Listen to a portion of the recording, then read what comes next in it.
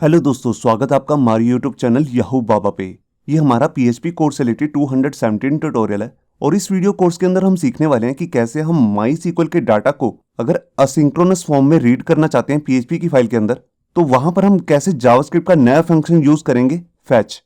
और वीडियो को आगे शुरू करने से पहले मैं आपको ये बताना चाहता हूँ कि अगर आपको जावास्क्रिप्ट का फैच फंक्शन के बारे में नहीं पता तो मैं ऊपर आई बटन पे और नीचे डिस्क्रिप्शन में उसका एक लिंक दे दूंगा, जहां से जाके आप देख सकते हैं कि फैच फंक्शन को हम कैसे यूज कर सकते हैं।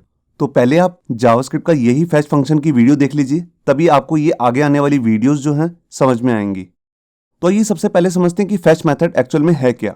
देखिए, इससे पिछली जितनी भी हमने वीडियोस देखी है जहां पर मैंने आपको बताया कि हम कैसे माईसीक्वल के डाटा को अगर असिंक्रोनस फॉर्म में रीड करना चाहते हैं तो हम कैसे अजेक्स का यूज करते हैं। तो वहां पर मैंने आपको बेसिकली दो तरीकों से अजेक्स के डाटा को फैच करना सिखाया है। एक है जेक्वेरी की हेल्प से, जहां पर मैंने तीन अलग अलग मेथड्स को यूज करना सिखाया था आपको, $.ajax, $.get और $.post। मगर यहां पर इसकी एक डिसएडवांटेज होती है जब हम जेक्वेरी की हेल्प से अजेक्स को लगाते हैं। वो डिसएडवांटेज ये है बेसिकली कि हमें अननेसेसरी एक वेब पेज पे एक 100 KB से ऊपर की फाइल को हमेशा अटैच करके रखना पड़ता है, जो होती है जेक्वेरी की फाइल। जिससे बेसिकली होता क्या है, हमारे वेब पेज पे एक अननेसेसरी लोड बढ़ जाता है।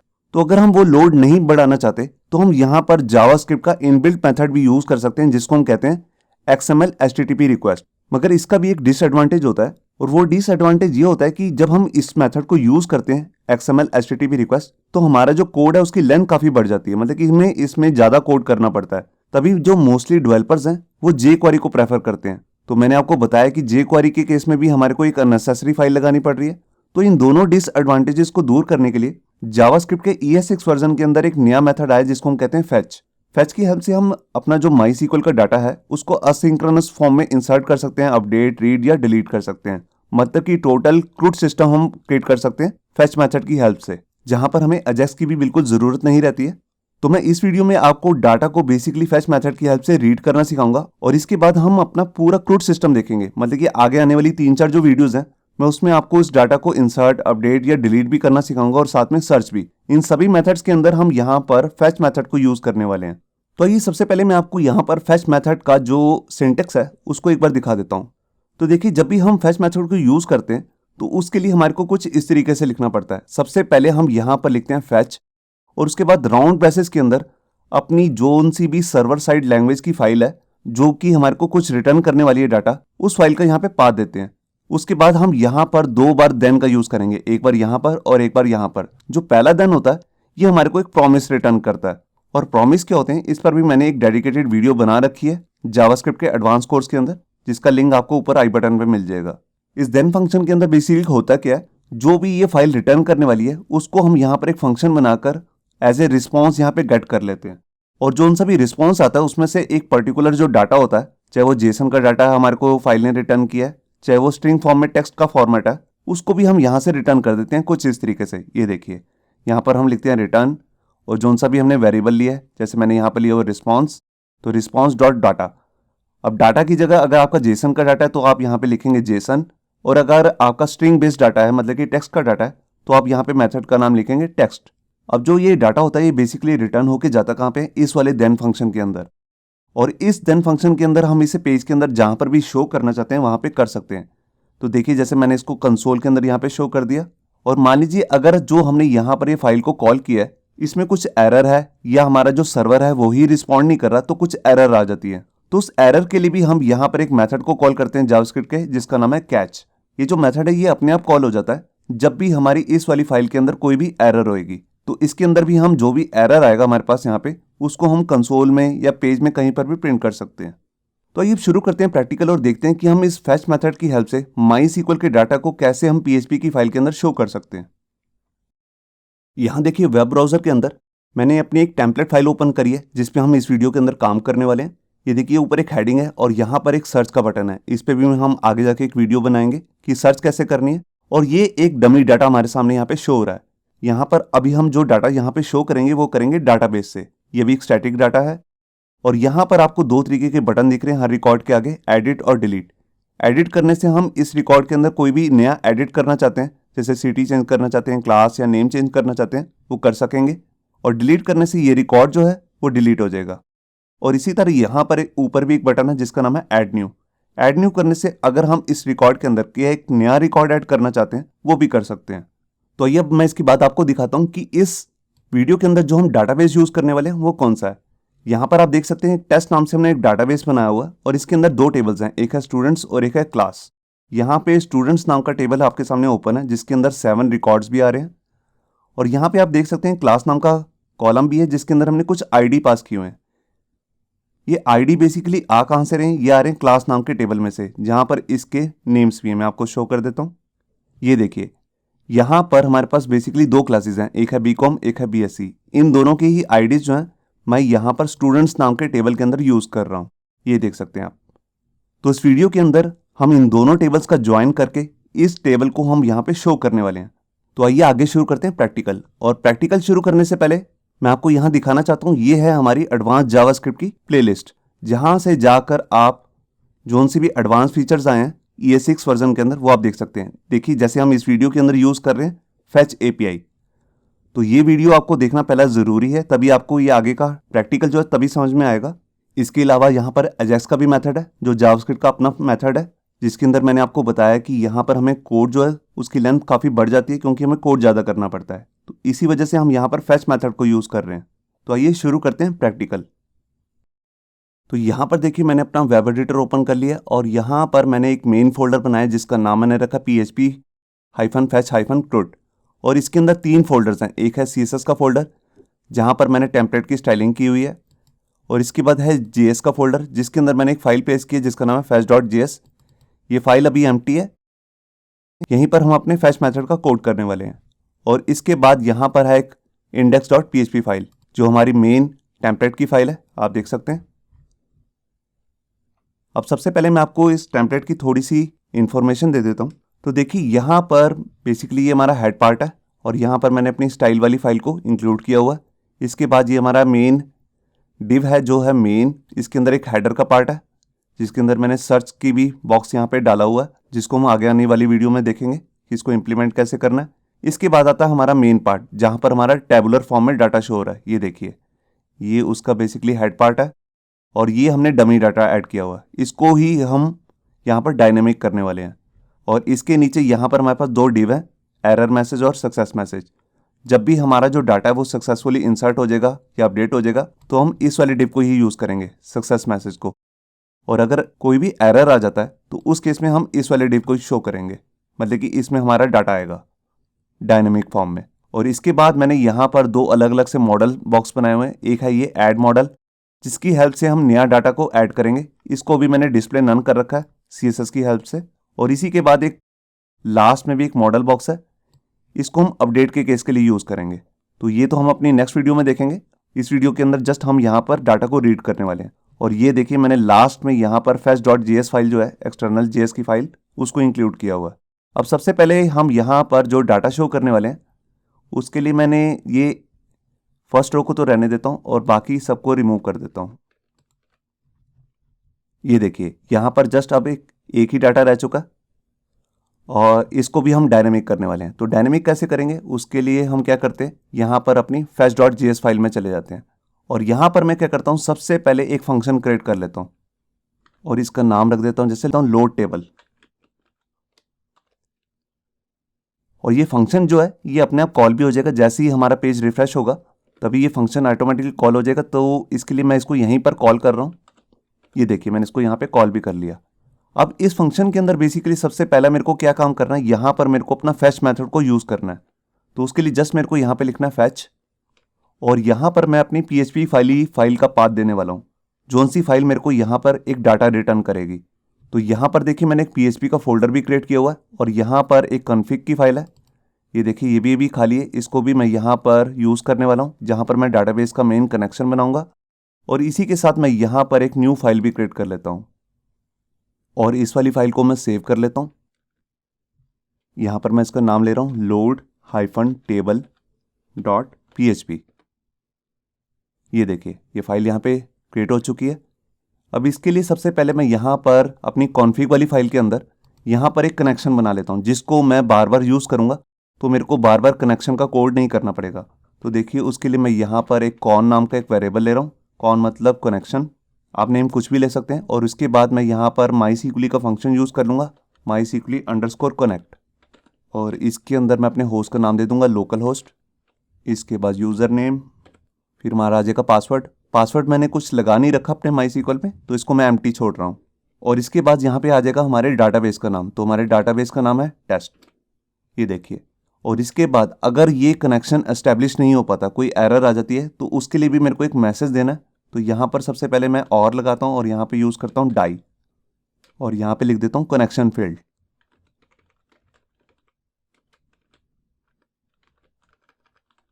ये देखिए, ठीक है। अब मैं इस फाइल को सेव कर लेता हूँ और इसके बाद मैं इसको यूज़ करूँगा अपने लो टेबल डॉट PHP वाली फाइल में। तो यहाँ पर सबसे पहले मैं PHP का इंडेक्स लगा लेता हूँ। ये देखिए, अब इसके अंदर हमारे को सबसे पहले क्या करना है, अपनी कॉन्फ़िग वाली फाइल को इंक्लूड कर लेना है, जिसके अंदर हमने अभी अभी कनेक्शन बनाया।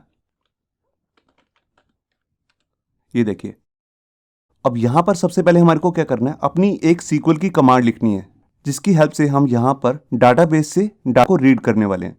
तो सबसे पहले मैं एक वेरिएबल ले लेता हूँ SQL नाम से, और इसके अंदर अपनी SQL की कमांड लिख लेता हूँ सेलेक्ट, और यहाँ पर स्टूडेंट्स वाले टेबल में से हमारे को कुछ कॉलम्स लेकर आने हैं। तो उसके लिए मैं यहाँ पर लिख लेता हूँ स्टूडेंट्स, और इसी को कॉपी भी कर लेता हूँ डॉट।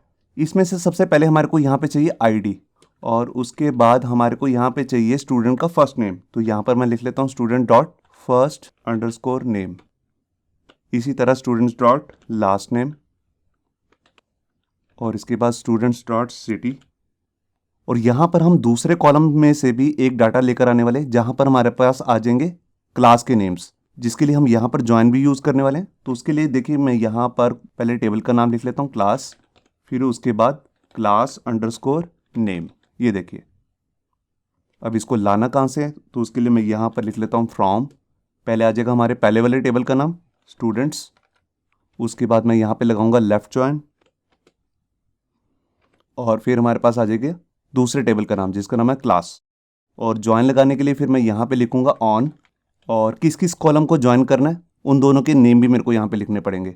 जो हमारे पास क्लास नाम का टेबल है, उसमें से ID नाम के कॉलम को मैच करने वाला हूँ स्टूडेंट्स नाम का जो हमारे पास टेबल है, उसमें से क्लास नाम के कॉलम को।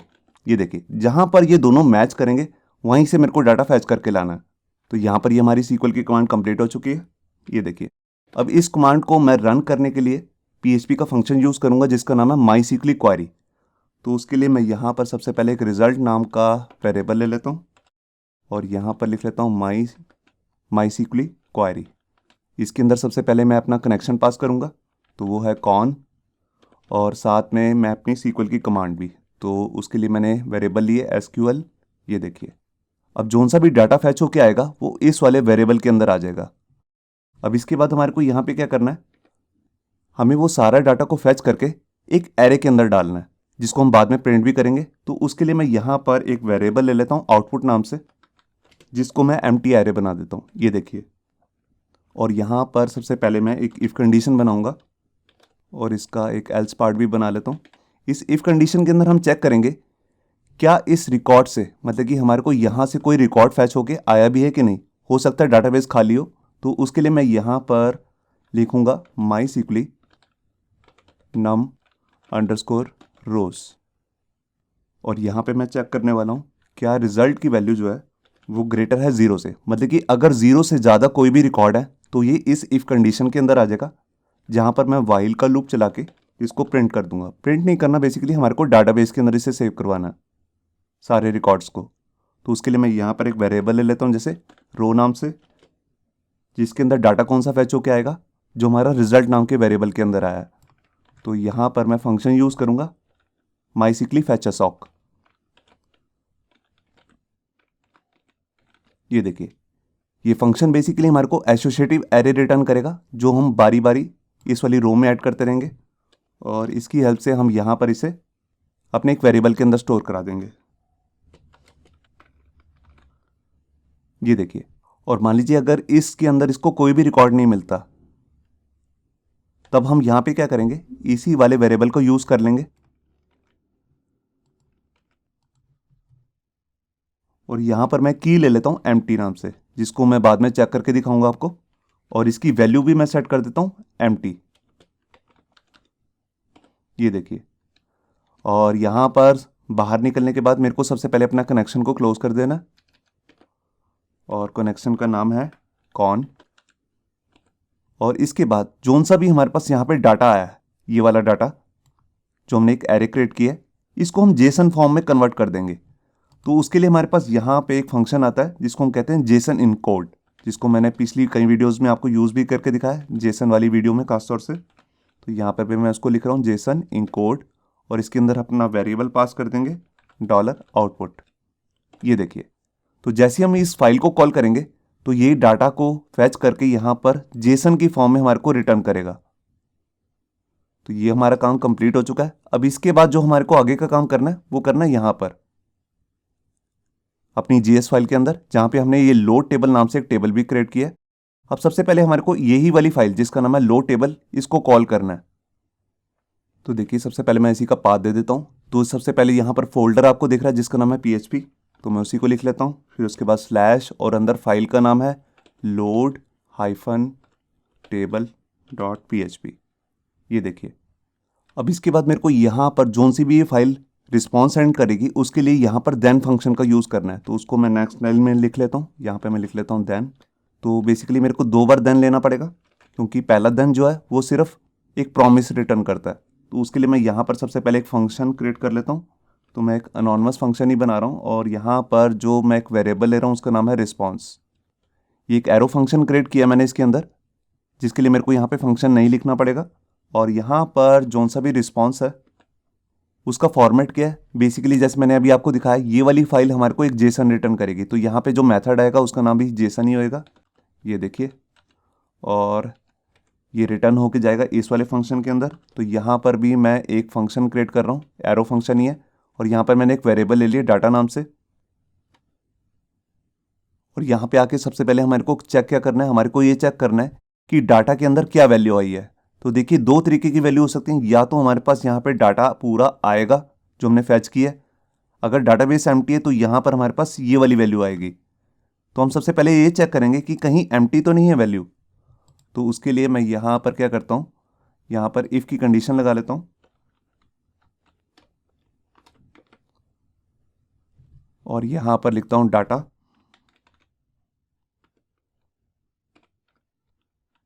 एम्प्टी। यहाँ पे मैंने चेक किया है, अगर डाटा और उसकी की जो है एम्प्टी आई है यहाँ पर, तो यहाँ पर ये क्या करेगा, यहाँ पर हम एक मैसेज शो कर देंगे कि नो रिकॉर्ड फाउंड। तो वो जो हमारे को मैसेज शो करना है वो करना कहाँ पे है वो भी मैं आपको दिखा देता हूँ। देखिए, जो हमारी ये इंडेक्स वाली फाइल है, यहाँ पर जो ये टी बॉडी है इसी के अंदर हम यहाँ पे शो करेंगे इस TR की जगह पे। तो यहाँ पर मैं इसी का एक सिलेक्टर पहले क्रिएट कर लेता हूँ यहाँ पर। तो उसके लिए मैं एक वेरिएबल ले रहा हूँ टी बॉडी, और यहाँ पर लिखता हूँ document dot gate element by ID, और ID का नेम है टी बॉडी। ये देखिए, ये मैंने एक सिलेक्टर बना लिया जिसको मैं अभी आगे यूज़ करने वाला हूँ। तो यहाँ पर मैं क्या करता हूँ, टी बॉडी के अंदर उसकी इनर HTML सेट हो जाए, और यहाँ पे हम अपना मैसेज डालेंगे। तो मैसेज को बेसिकली हमारे को डालना कहाँ पे है, एक TR और TD टैग भी लेना पड़ेगा, क्योंकि हम इसे टी बॉडी के अंदर लगा रहे हैं। तो टी बॉडी के अंदर पहले हमारे पास टैग आता है TR, और इसी के अंदर मैं दूसरा टैग भी लगा लेता हूँ TD। ये देखिए, हमने बेसिकली एक ही कॉलम डालना है। तो यहाँ पर जो हमारा बेसिकली जितने TRs आ रहे हैं, कितने आ रहे हैं, 1 2 3 4 5 6 हैं बेसिकली हमारे पास यहाँ पे कॉलम। तो यहाँ पे मैं कॉल स्पैन लगा लूंगा 6 का, और इसी के साथ इसको अलाइन सेंटर भी कर देता हूँ। जो भी इसके अंदर कंटेंट आने वाला है वो सेंटर हो जाएगा। और यहाँ पर मैं एक हेडिंग ले लेता हूँ S3, और इसके अंदर लिख देता हूँ नो रिकॉर्ड फाउंड। ये देखिए, तो ये देखिए यहाँ पर हमारा ये काम कंप्लीट हो चुका है कि मतलब कि अगर डाटा एम्प्टी आया है तो वहाँ पर हमारे पास ये रिकॉर्ड शो हो जाएगा, और अगर वहाँ पर हमारे पास डाटा कुछ भी फैच होके आया है तब हम इसी वाले टी बॉडी के अंदर ही वो रिकॉर्ड को शो कर देंगे। तो इसको बेसिकली मैं यहाँ पर नहीं लिखता, इसको मैं बाहर लिख लेता हूँ, क्योंकि इसकी ज़रूरत मेरे को एल्स पार्ट में भी पढ़नी है। और यहाँ पर मैं क्या करता हूँ, यही टी बॉडी की इनर HTML को मैं सेट करूँगा। तो उसके लिए सबसे पहले मैं यहाँ पर एक वेरिएबल ले लेता हूँ TR नाम से, ये देखिए।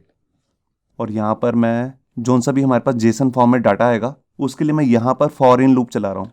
ये फॉर इन लूप को रन कैसे करते हैं जेसन डाटा के साथ, इस पर मैंने ऑलरेडी कई वीडियोस में आपको शो किया हुआ, एडवांस जीएस के अंदर भी और जीएस के बिगनर कोर्स के अंदर भी। तो यहाँ पर मैंने एक वेरिएबल ले लिया आई इन डाटा। जो भी हमारे पास डाटा के यहाँ पर जो भी रिटर्न हो रहा है उसको हम बारी बारी आई नाम के वेरिएबल के अंदर पास करते रहेंगे, जिसको हम यहाँ पे यूज़ करेंगे टेबल के अंदर इंसर्ट करने के लिए। तो यहाँ पर जो हमारे ये ऊपर वेरिएबल लिया मैंने टीआर, इसको मैं यहाँ पे यूज़ करने वाला हूँ। तो टीआर के अंदर बेसिकली हम यहाँ पर एक स्ट्रिंग ही लेने वाले हैं। तो यहाँ पर देखिए मैं उसके लिए यहाँ पर अपने टिडल कोड ले लेता हूँ, मतलब कि यहाँ पर मैं टेम्पलेट स्ट्रिंग का यूज़ करने वाला हूँ। अब टेम्पलेट स्ट्रिंग क्या होता है इस पर भी मैंने ऑलरेडी एक वीडियो बना रखी है जावास्क्रिप्ट के एडवांस कोर्स के अंदर। तो उसके लिए मेरे को टिडल कोड लेना होता है। अब इसी के अंदर हम अपना सारा कोड करने वाले हैं। तो हमें यहाँ पर सारा कोड लिखने की ज़रूरत नहीं है। मैं यहाँ पर जोन सा ये पूरा टी आ रहा है इसको यहाँ से कट कर लेता हूँ, क्योंकि अब इसकी कोई ज़रूरत नहीं है, ये मेरा एक डमी डाटा ही था। अब इसके अंदर मैं सारा रिकॉर्ड डायनेमिक लाने वाला हूँ। तो उसके लिए मैं देखिए यहाँ पर क्या करता हूँ, यहाँ पर मैं इसको पेस्ट कर देता हूँ। ये देखिए अब यहाँ पर जो भी स्टैटिक डाटा है 1 या अनिल कपूर लिखा हुआ है, जो भी नेम सिटी वगैरह आ रहे हैं इन सबको हमें डायनेमिक करना है। तो 1 की जगह पे मैं यहाँ पर लिखने वाला हूँ डाटा, जो कि हमारे वेरिएबल का नाम है।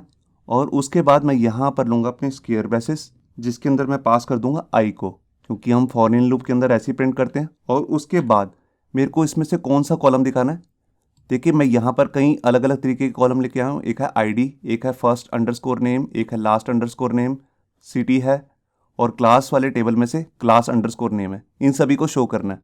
तो देखिए मैं यहाँ पर सबसे पहले ले लेता हूँ आईडी।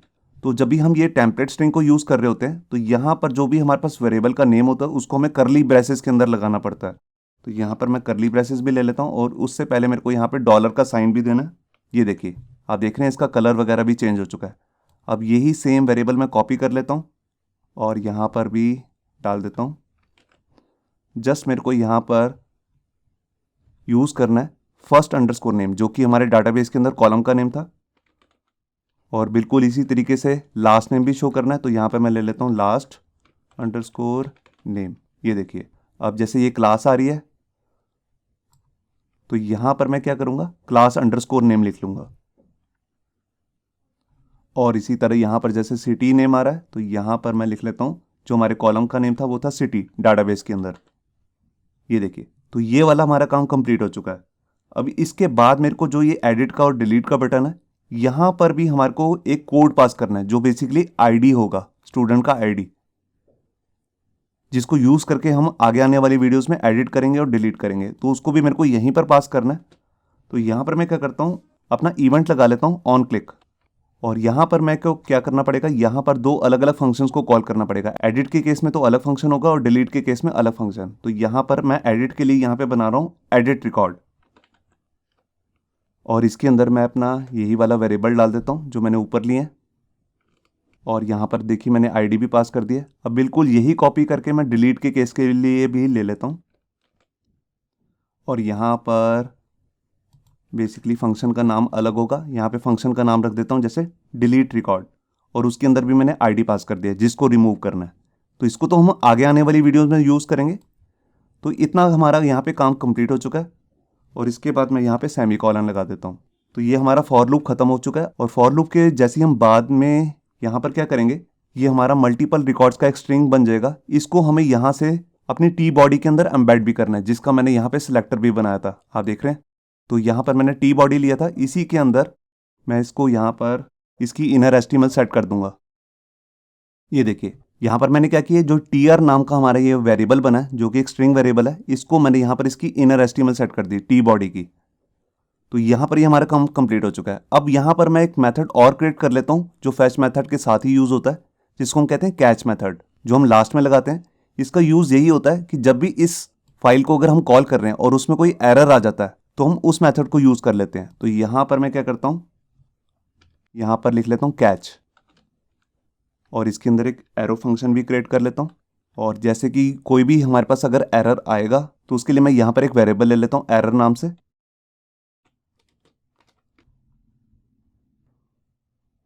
और इसके अंदर मैं क्या करने वाला हूँ, यहाँ पर मेरे को अपना मैसेज बॉक्स शो करना है। मैंने आपको दिखाए थे स्टार्टिंग के अंदर मैंने दो बॉक्सेस बनाए हैं, देखिए एक एरर मैसेज और एक सक्सेस मैसेज। तो इन दोनों को जनरेट करने के लिए मैं यहाँ पर एक फंक्शन क्रिएट कर लेता हूँ, जो मैं बाद में भी यूज़ करूँगा आगे आने वाली वीडियोज़ में भी। तो उसका नाम मैं जैसे फंक्शन का नाम ले लेता हूँ शो मैसेज। इस मैसेज के अंदर हम यहाँ पर दो चीज़ें पास करेंगे। एक तो है कि मैसेज किस टाइप का है, वो सक्सेस का मैसेज है या फिर एरर का मैसेज है। तो अभी तो मैं यहाँ पर एरर लिख रहा हूँ क्योंकि हम एरर के अंदर ही काम कर रहे हैं। और इसके बाद मुझे वो मैसेज लिखना है जो मैसेज मैं शो करना चाहता हूँ मैसेज बॉक्स के अंदर। तो यहाँ पर मैं लिख देता हूँ कांट फैच डाटा। ये बेसिकली मेरे को डबल इन्वर्टेड कोड लेने पड़ेंगे क्योंकि मैंने अंदर सिंगल लिया है। ये देखिए, तो ये टोटल हमारा बन गया फैच मेथड।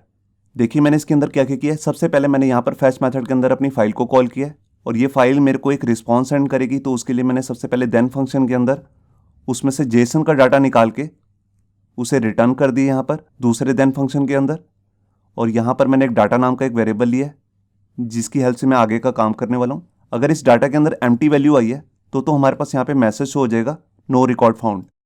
और अगर इसके अंदर कोई भी रिकॉर्ड फैच हो गया है डाटाबेस से तो यहाँ पर मैं लूप चला के एक स्ट्रिंग बना रहा हूँ। देखिए यहाँ पे उसमें हर बार हर वैल्यू को कॉन्कैट करता जा रहा हूँ प्लस लगा के। और यहाँ पर ये हमारे पास पूरा जो स्ट्रिंग बन गया उसको मैंने टी बॉडी के अंदर उसकी इनर एस्टिमल्स यहाँ पे सेट कर दी है। और अगर इन केस कोई एरर आ जाता है डाटाबेस की इस वाली फाइल के अंदर तो हमारे पास यहाँ पे ऑटोमेटिकली कैच मेथड कॉल हो जाएगा जिसके अंदर मैं यहाँ पर एरर का मैसेज शो कर दूंगा। अब ये वाला मेरे को फंक्शन भी क्रिएट करना पड़ेगा। तो इसके लिए मैं यहाँ पे क्या करता हूँ, यहाँ पे एक फंक्शन भी बना लेता हूँ। और जैसा कि मैंने आपको स्टार्टिंग में दिखाया यहाँ पर जब मैं इस मैसेज को कॉल कर रहा था मतलब कि इस फंक्शन को, तो यहाँ पर दो चीज़ें सेंड करनी है, एक टाइप है और एक मैसेज का जो टेक्स्ट है। तो उसके लिए मैं यहाँ पर दो वेरिएबल्स ले लेता हूँ, एक है टाइप एक वेरिएबल ले लिया और एक का वेरिएबल का नाम ले लेता हूँ जैसे टेक्स्ट। ये देखिए, तो यहाँ पर सबसे पहले मुझे चेक करना है कि मैसेज की टाइप क्या है, अगर वो एरर है या एरर नहीं है। तो यहाँ पर मैं लिख लेता हूँ type is equal to error और इसका एक एल्स पार्ट भी बना लेता हूँ। अगर वो उसकी टाइप एरर नहीं है सक्सेस है तो इस केस में आ जाएगा। तो यहाँ पर मैं क्या करता हूँ एक वेरिएबल ले लेता हूँ और इसका नाम जैसे ले लेता हूँ मैसेज बॉक्स। अब अगर केस एरर का है तो यहाँ पर मेरे को दूसरे वाले डिव को शो करना है जिसका नाम है यहाँ पर एरर मैसेज। आप देख रहे हैं, तो मैं इसी का नेम यहाँ से कॉपी कर लेता हूँ जिसको मैं यहाँ पे यूज़ करूँगा। इसका सबसे पहले सिलेक्टर बना लेता हूँ। ये देखिए यहाँ पर बस इतना ही काम करना था। और अगर केस जो है सक्सेस का है तब मैं यहाँ पर आता हूँ और यहाँ पर जस्ट सिलेक्टर का नाम लिख लेता हूँ सक्सेस हाइफन मैसेज। ये देखिए, अब इस मैसेज को हमने करना क्या है, इसको हमें यहाँ पर शो करना है और इसके अंदर जो भी टेक्स्ट आया है उसको इसके अंदर डालना है। तो उसके लिए मैं यहाँ पे क्या करता हूँ, इफ़ कंडीशन के बाद यहाँ पर जो ये मेरा मैसेज बॉक्स नाम का वेरिएबल है इसकी मैं इनर एस्टीमल सेट कर लेता हूँ जो कि हमारे पास वेरिएबल जिसका नाम है टेक्स्ट। तो मैं यहाँ पर डाल देता हूँ। ये देखिए, अब इसके बाद मेरे को इसकी स्टाइलिंग वगैरह भी करनी है। स्टाइलिंग मतलब कि अभी ये डिस्प्ले हिडन किया हुआ है तो मैं इसको ब्लॉक करना चाहता हूँ। मैं आपको एक बार CSS में दिखा भी देता हूँ। तो यहाँ पर सक्सेस मैसेज नाम से एक डिव होना चाहिए और एक एरर मैसेज। ये देखिए, ये हमारे पास सक्सेस मैसेज है जिसको मैंने यहाँ पर डिस्प्ले नन कर रखा है, आप देख सकते हैं। इसी तरह एरर मैसेज को भी डिस्प्ले नन कर रखा है। तो जोन से भी मैसेज को बॉक्स को हमने शो करना है उसको डिस्प्ले ब्लॉक बनाना पड़ेगा। तो जस्ट मेरे को यहाँ से स्टाइलिंग ही चेंज करनी है। तो उसके लिए मैं यहाँ पे लिख देता हूँ मैसेज और उसका क्या चेंज करना है स्टाइल, और उसके बाद यहाँ पे कौन सी प्रॉपर्टी जिसका नाम है डिस्प्ले, और इसकी वैल्यू क्या रखनी है ब्लॉक। ब्लॉक करने से वो शो होने लग जाएगा। और जैसे ये शो हो जाएगा तो मैं चाहता हूँ ये शो ही ना होता रहे, ये 3 सेकंड बाद अपने आप हाइड भी हो जाए। तो उसके लिए मेरे को यहाँ पे जावास्क्रिप्ट का फंक्शन यूज़ करना है जिसका नाम है सेट टाइम आउट। ये देखिए, अब इसके अंदर बेसिकली मेरे को करना क्या है, मेरे को यहाँ पर एक फंक्शन क्रिएट करना है और मैसेज बॉक्स के अंदर मेरे को क्या करना है, ये जो डिस्प्ले है इसको हाइड कर देना है।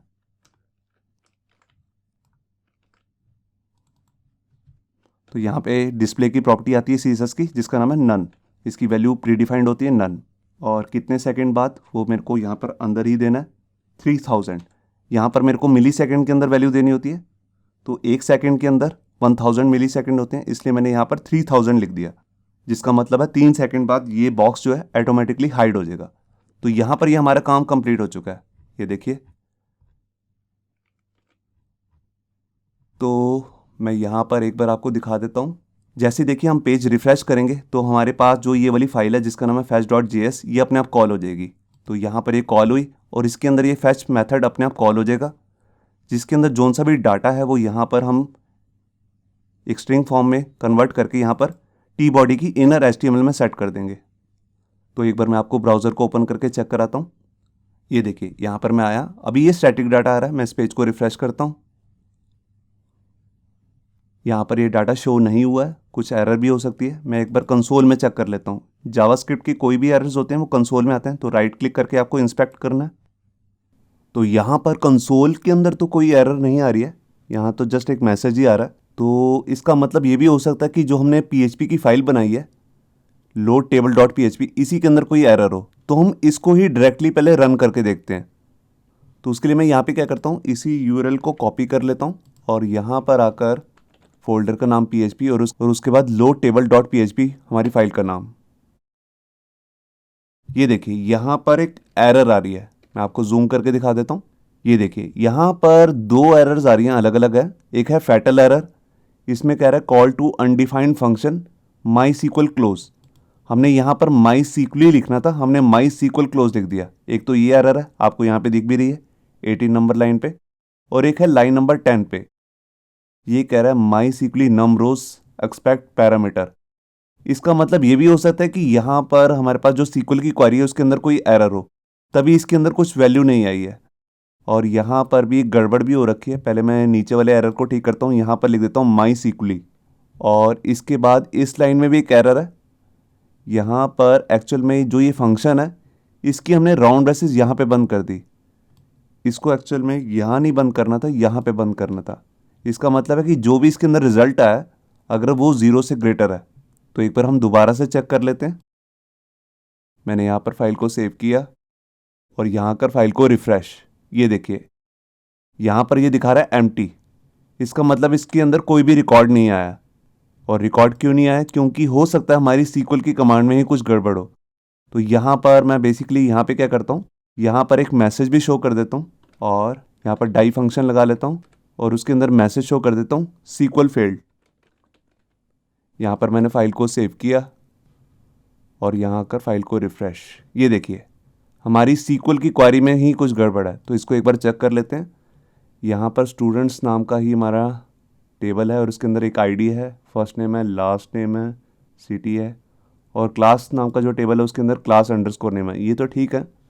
इसके बाद यहाँ पर जो हमने लेफ्ट जॉइन लगाया, यहाँ पर क्लास आईडी, यहाँ पर कुछ गड़बड़ है। मैं एक बार चेक कर लेता हूँ डाटाबेस में। तो यहाँ पर देखिए मैं अपने डाटाबेस में आया और यहाँ पर हमारे पास क्लास नाम का एक टेबल है और इसके अंदर आप देख सकते हैं यहाँ पर CID नाम का एक कॉलम है, हमने ID लिखा हुआ सिर्फ। तो उसके लिए मैं यहाँ पे क्या करता हूँ, यहाँ पर लिख लेता हूँ CID। ये देखिए अभी मैं इसको एक बार सेव करके दोबारा रन करता हूँ। मैं यहाँ पर आया वेब ब्राउज़र में और फाइल को रिफ़्रेश किया और ये देखिए सारे रिकॉर्ड्स आ चुके हैं। टोटल 7 रिकॉर्ड्स आ रहे हैं यहाँ पर, आप देख रहे हैं। तो इसमें गड़बड़ कहाँ हुई थी, गड़बड़ हुई थी एक तो यहाँ पर हमने कॉलम का नेम गलत लिया हुआ था, दूसरी एक यहाँ पर भी थी, हमने राउंड ब्रेसेस गलत बंद कर दी थी, और तीसरी जो गड़बड़ थी यहाँ पर वो थी इस फंक्शन की जिसका नाम है माई सीक्वली क्लोज। हमने सिंपल माई सीक्वल लिख दिया था, जबकि हमने जो स्टार्टिंग की है तो यहाँ पर माई सीक्वली लिखा है। जब कनेक्शन भी बनाया था तो उसके अंदर भी हमने माई सीक्वली कनेक्ट लिखा था। तो जब हम क्लोज करेंगे तो वहाँ पर भी हमें यही फंक्शन यूज़ करना है, माई सीक्वली क्लोज। तो मेन इस वीडियो के अंदर हमने यहाँ पर तो कुछ नई लर्निंग नहीं थी, ये तो हम पहले भी कई बार कर चुके हैं। मेन था यहाँ पर हमने जो यूज़ किया फैच फंक्शन, हमने यहाँ पर अजेक्स का यूज़ नहीं किया है। और जब भी हम अजेक्स का यूज़ करते हैं उसका यूज़ हम इसलिए करते हैं ताकि हमारे को पेज को बार बार रिफ्रेश ना करना पड़े, पेज अपने आप लोड हो जाए, उसमें अपने आप जब भी डाटा ऐड हो या डिलीट हो तब भी पेज को रिफ्रेश ना करना पड़े। तो वही काम हम यहाँ पर फैच फंक्शन से भी कर सकते हैं, बस यहाँ पर हमारे को थर्ड पार्टी लाइब्रेरी लगाने की ज़रूरत नहीं होती जिसका नाम होता है jQuery। तो इससे नेक्स्ट वीडियो में हम डाटा को इंसर्ट करना सीखेंगे डाटाबेस के अंदर। वहाँ पर भी हम फैच फंक्शन का यूज़ करने वाले हैं और उसके बाद 2-3 वीडियोस और आएंगी अपडेट के लिए, डिलीट के लिए और सर्च के लिए। तो उस वीडियो को भी देखना मत भूलिए।